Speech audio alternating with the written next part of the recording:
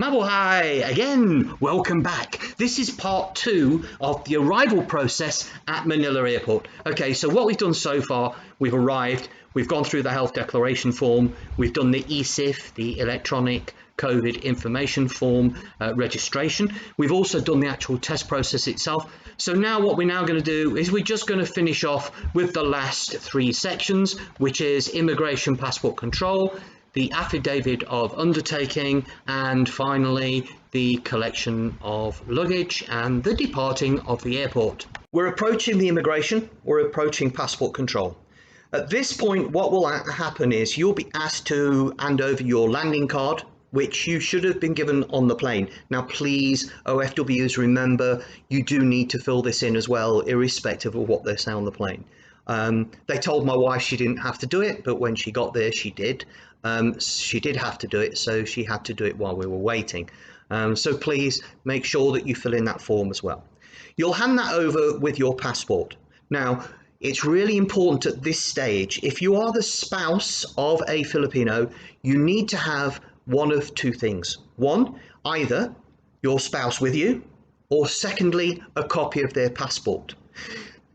It also has been said under the regulations that was released around the beginning of November that the spouse had to already be in the country. So you may well have to have some proof if you're not arriving with them, a letter just to say that, you know, I, the spouse of I, the sponsor, i.e. the Filipino sponsor of is based in the Philippines at this address with this contact number, and you give that over at that point. Now, if you don't have that, that will cause a problem, okay? And it will cause a problem if you don't have a copy of your wife's visa. Now, I didn't know this until I got to passport control, and I'd gone through the COVID before my wife, and they move you along quite quickly. But as I got to the passport control, the guy asked me, I said, look, I'm sorry, I don't have it, but my wife's over there. So he said, okay, we'll just hold on for a while for her to come through, and then you can go through together. What they want to do is they want to see your wife's passport as well, or your husband's passport, before you then go through immigration. What they will do is check your visa. They'll make sure that you have your visa in your passport, okay? So remember, spouses, you need to have the 9A visa, which was the first post that I did. You need to have that actually in your passport. They'll go through that, they'll look at it. Now, the maximum stay is 59 days, and you can come in and go out as many times as you like in a year.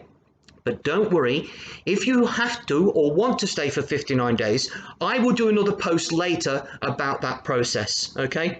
Because you can renew once you're in actually the Philippines. Okay, so there we go. We've had our passport stamped.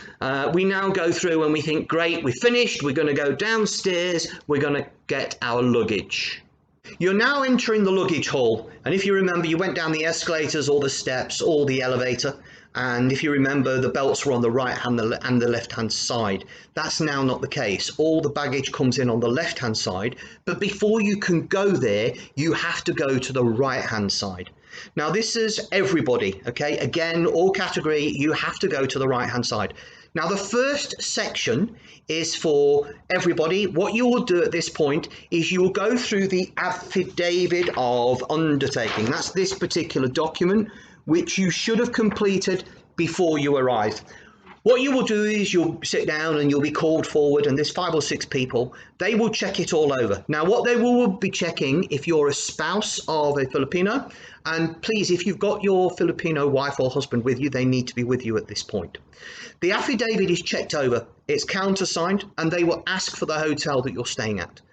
Okay, then what will happen is they'll sign it and they'll stamp it. If you are an OFW and you get free accommodation, of course, you will then go again to the next section along, which is where they allocate your accommodation. Okay, so you will have to do that. But like I've said, those people that are coming in that are not OFWs, and this I understand is also returning Filipinos, you have to pay for your own hotel as well. Remember, if you're an OFW coming in with your spouse, you will get free accommodation, but they won't, which means you could get split up. So I actually paid for a hotel for myself and my wife to ensure that we could stay together. Okay, so we've done the affidavit. we've shown that we've got a hotel, they've recorded it. You then go to the end, they check your documents to make sure that everything's okay, and you'll go into the baggage hall. We're in the baggage hall. We're nearly there. What's so good about all this is the process. What they do is, as the bags come off the plane, they come into the belts, they actually take them off the belts and they're all lined up for you. So you just have to walk around and find your bags. That's because the process to this point takes around an hour to an hour and 15 minutes. So your baggage then is all lined up. You just go down, you pick up your baggage, you take the baggage. You go through the normal, customs area, declare, nothing to declare, and then you make your way out into the arrivals hall. Remember, this is the area that was always had so many people. It's not like that anymore, okay? There will be nobody is allowed in that part of the building. And before you leave that section, it is at that point that you have to hand over your completed affidavit of undertaking, okay? You need to make sure they take this off you, and then what will happen is you go through that point. Now what you then do is, as you leave that area, there will be the pickups. Now remember, if you're an OFW, you've been allocated accommodation, so you will all group together to the locations that you're going to be taken to, because you're taken on buses. If you're a spouse or a returning Filipino, you should have arranged for your hotel, your accommodation to come and pick you up at the airport. They should have your name.